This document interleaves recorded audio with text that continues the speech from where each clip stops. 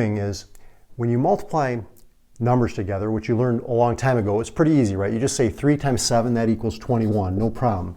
So when you multiply the numbers together, and when you multiply square roots, you multiply the square roots together. So it's like multiplying like terms. That's one way to think about it. So you've got square root of 3 here times square root of 7. You just multiply these together, they're both square roots, and you're just going to get the square root of 21.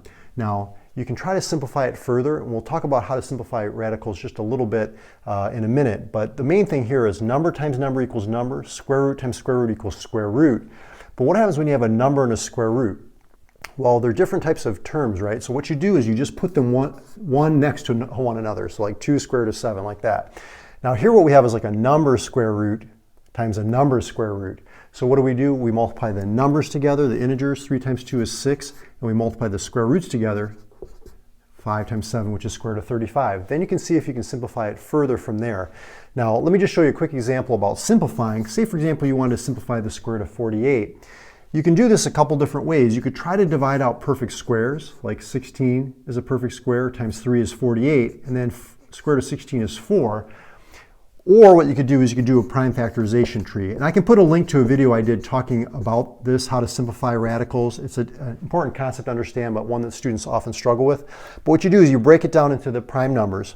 And then what you do is when you're taking the square root, you look for 2 of the same number. It doesn't have to be the number 2, just the number in groups of 2 of that same number. So for each group of 2, you get one of those. That's 2. This is like 4, the square root of 4 is 2, so you just get one of those. And you're left with the 3 underneath the radical. So this is 4 root 3. Now if there was a 5 left over, it would be 3 times the 5 would be square root of 15. Well, let's jump into some examples. You'll see how this works. Say, for example, number 1, how would you simplify this one? We've got 4 times 3 plus square root of 7. Well, we're going to do the distributive property, right? So we're going to multiply into the parentheses. 4 times 3 is 12, right? And then 4 times square root of 7 is 4 square root of 7. Now remember, we can't make this square root of 28 because one's a number, one's a square root. They're different types of terms. The best that we can do is just put them next to each other. That means that they're multiplied together, right? Let's go to number 2. So we've got square root of 2 times 5 minus square root of 3, right? So again, we're distributing. Square root of 2 times 5 is just going to be 5 root 2. Again, we can't multiply those together. We can just, basically put them next to each other.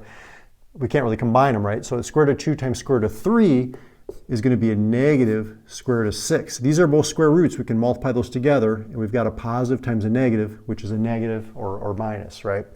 Let's go to number 3. So here we're distributing. Again, 2 root 3 times 4 gives us 8 square root of 3, because I'm multiplying the 2 and the 4. Those are both integers. Square root comes along for the ride here. And then if we multiply 2 root 3 times negative root 6, we get minus 2 square root of 18. A negative times a positive is a negative. 2 times, you can think of this as like 1 square root of 6, so 2 times 1 is 2, and then the square roots I multiply together. Now, the square root of 18, this is really like what? 9 times 2. Square root of 9 is 3, times 2 is 6, so we're getting negative 6 root 2, and we can just bring down the 8 square root of 3. So you can break the square root up into a perfect square and whatever's left over. Okay, let's try number 4. Now here this is a little bit more challenging. We have a binomial times a binomial, so 2 terms times 2 terms. So here what we're going to do is we're going to do the FOIL method, or you can think of doing the distributive property twice.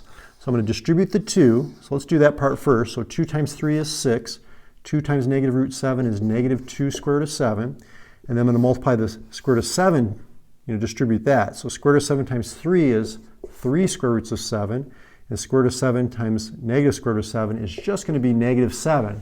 Now, whenever you multiply a square root times itself, see square root of 7 times square root of 7 is square root of 49, but notice how we just get 7.